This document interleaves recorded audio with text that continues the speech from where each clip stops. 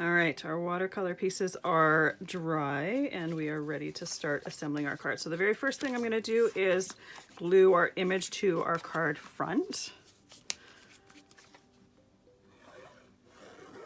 So there's still a little bit of curve to this from the watercoloring and from the embossing, but when I go to put this on the card front,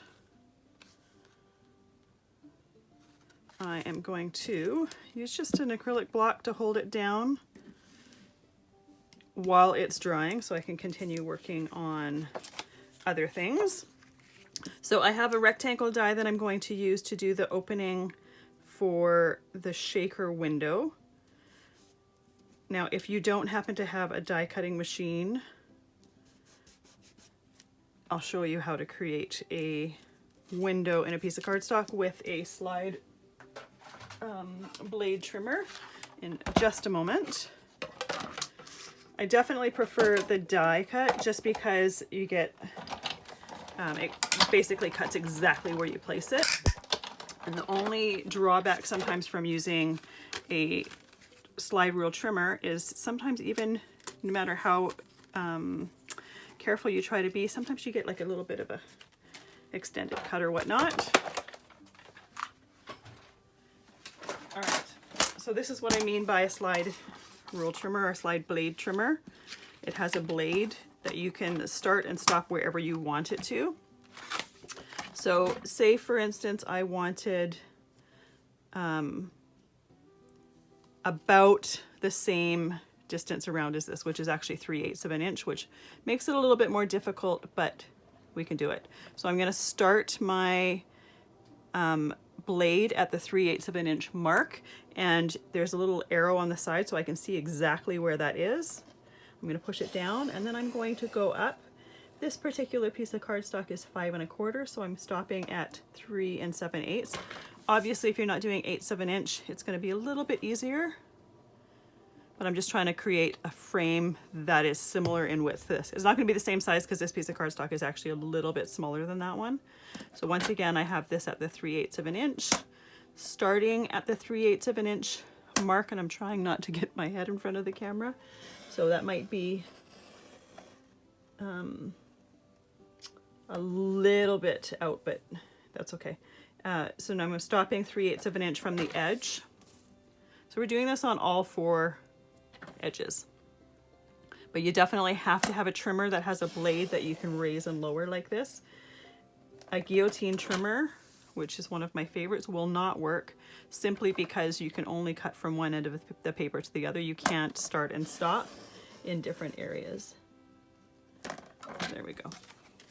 Now I can already see I haven't gone far enough on that one, so I'm going to go back. So this is the only drawback with with doing it this way, is sometimes you might accidentally cut a little bit short. Clearly I measured that side wrong. Sometimes that happens with talking and measuring that side wrong as well. I'm thinking I must have put those at the 1/4 inch marks, and these are at the 3/8 of an inch mark. But that's how you create a rectangle frame using a trimmer like this. Obviously, if you're doing it on your own and not talking through it, you'll have a little bit better concentration. All right, now the other thing that I want to do is I want to cut my snowman out. Now I'm leaving just a little tiny bit of a white halo around him. He's kind of a sketchy, as in sketched, drawn snowman. So he doesn't have like really precise lines in some areas. So to accommodate for that, I'm just giving him a little bit of a halo.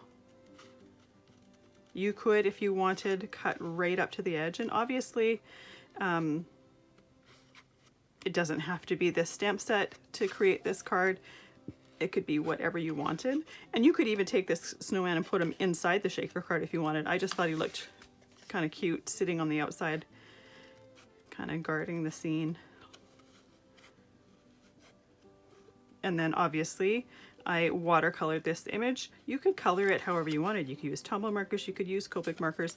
You would change your inks, your stamping inks, to whatever coloring system you chose, because you would not be able to use the StazOn ink with Copic markers.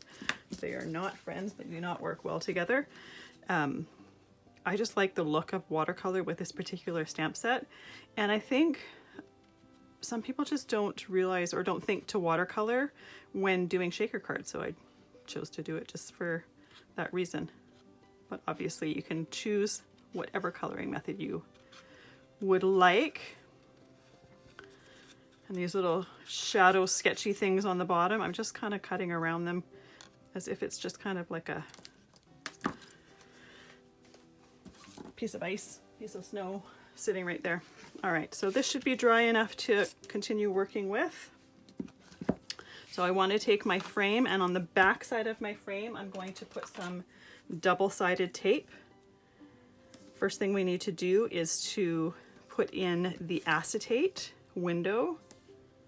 And I have a piece of acetate here that's already cut. So you can buy acetate in sheets to do with this, or to do this with, or you could even reuse packaging if it's not too scratched up. Sometimes when you get packaging, it's pretty scratched up and it would affect the look of the window, but it's a great way to reuse things. You just want to make sure that it is acetate that's got a little bit of stiffness to it. You don't want packaging that is super... Sorry, I just have to make sure to get that in the right place. You don't want to choose packaging that's really, really flimsy. You want to have a nice window to this. There we go. So I've got our window there.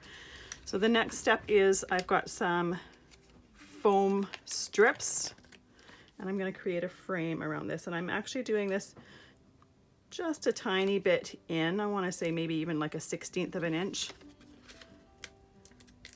It's not a lot in, but I just don't want to be able to see any white around the edges when the card is done.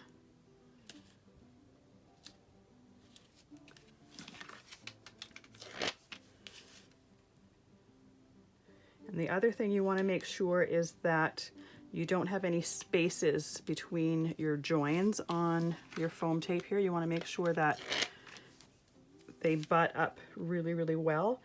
If by chance you notice afterwards that you do have a bit of a space, what I have done is just taken a little bit of collage medium and just squirted it in that hole just to seal it up. If you have any openings there, and you also have like really tiny bits for your shaker stuff, there's a chance of that filling falling out when you're shaking your card. So by sealing those holes, you lessen that chance. There we go, and one last bit here. There we go. All right, now I want to peel the backing away from that double side or that foam tape so that we can stick our front onto the back. Before we stick the front onto the back, we need to put our filling in. Now, if you feel more comfortable, you could leave that tape backing on and then put your filling in and then take the tape off.